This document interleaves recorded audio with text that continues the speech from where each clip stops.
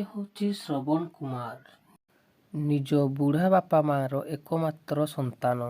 ଶ୍ରବଣ କୁମାର ଦିନରାତି ବାପା ମାଆଙ୍କର ସେବା କରେ ଏବଂ ବାପା ମାଆଙ୍କର ସବୁ କଥା ମାନେ ଏବଂ ନିଜ ଘର ବଗିଚାର ସମସ୍ତ କାର୍ଯ୍ୟ ମଧ୍ୟ ଠିକ୍ ସେ କରେ।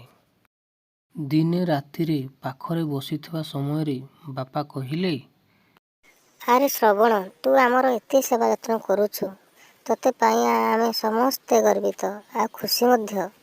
ଆମେ ତ ବୁଢ଼ାବୁଢ଼ୀ ହେଇଗଲୁଣି, ଆମର ଶେଷ ଇଚ୍ଛା ତୀର୍ଥଯାତ୍ରା କରିବାକୁ। କାଲି ସକାଳୁ ଆମକୁ ତୀର୍ଥଯାତ୍ରା ନେଇ ବାହାରିବୁ ହେଲା। ପରଦିନ ସକାଳୁ ଶ୍ରବଣ ନିଜ ବାପା ମାଆଙ୍କୁ ନେଇ ବାହାରିଲା ତୀର୍ଥଯାତ୍ରାରେ। ବାପା ମାଆ ନିଜ ଜିନିଷ ଧରି ବାହାରିଲେ। ଏମିତି କିଛି ଦିନ ଚାଲି ଚାଲି ଗଲା ପରେ ଶ୍ରବଣ କୁମାରର ବାପା ମାଆଙ୍କୁ ହାଲିଆ ଲାଗିଲା ଆଉ ସେମାନଙ୍କୁ ବହୁତ ଶୋଷ ବି ଲାଗିଲା। ତାପରେ ସେମାନେ ଏକ ଗଛ ମୂଳେ ବସିଲେ।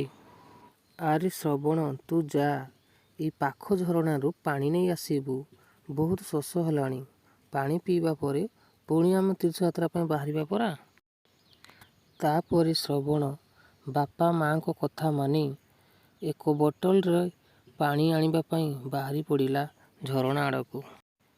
ଶ୍ରବଣ କୁମାର ପାଣି ଆଣୁଥିବା ସମୟରେ ଜଣେ ରାଜା, ଯାହାଙ୍କ ନାମ ଦଶରଥ ଥିଲା, ପଶୁ ଶିକାର ପାଇଁ ଜଙ୍ଗଲକୁ ଆସିଥିଲେ। ସେ ଶ୍ରବଣକୁ ଦେଖିପାରିନଥିଲେ। ପାଣିର କୁଳୁ କୁଳୁ ଶବ୍ଦରେ ଭାବିଲେ କୌଣସି ଜଙ୍ଗଲୀ ପଶୁ ପାଣି ପିଉଛି। ଭୁଲ ବଶତଃ ତାଙ୍କର ତୀର ଯାଇକି ଶ୍ରବଣ କୁମାରକୁ ବାଜିଲା ଏବଂ ସେଠାରେ ହିଁ ଶ୍ରବଣ କୁମାରର ମୃତ୍ୟୁ ହୋଇଗଲା। ରାଜା ପାଖକୁ ଯାଇ ଦେଖିଲେ ଶ୍ରବଣ କୁମାରକୁ, ଆଉ ଏହା ଦେଖି ରାଜା ଦଶରଥ ବହୁତ ଦୁଃଖ ହେଲେ ଆଉ କାନ୍ଦିଲେ ମଧ୍ୟ। ତାପରେ ଶ୍ରବଣର ବାପା ମାଆଙ୍କ ପାଖକୁ ଗଲେ। ମୋତେ କ୍ଷମା କରିଦିଅନ୍ତୁ ମହାଶୟ, ମୁଁ ଭୁଲ ବଶତଃ ଆପଣଙ୍କର ଏକମାତ୍ର ପୁତ୍ରକୁ ଶ୍ରବଣ କୁମାରକୁ ମାରିଦେଇଛି। ମୁଁ ଜାଣିକି କିଛି କରିନି, ଅଜାଣତରେ ସବୁ ହୋଇଛି, ମୋତେ କ୍ଷମା କରିଦିଅନ୍ତୁ। ନା ନା, ତମକୁ ଆମେ କ୍ଷମା ଦେଇପାରିବୁନି। ଶ୍ରବଣ କୁମାର ଆମ ଦୁଇ ଜଣଙ୍କର ଆଶାର ଆଲୋକ ଥିଲା।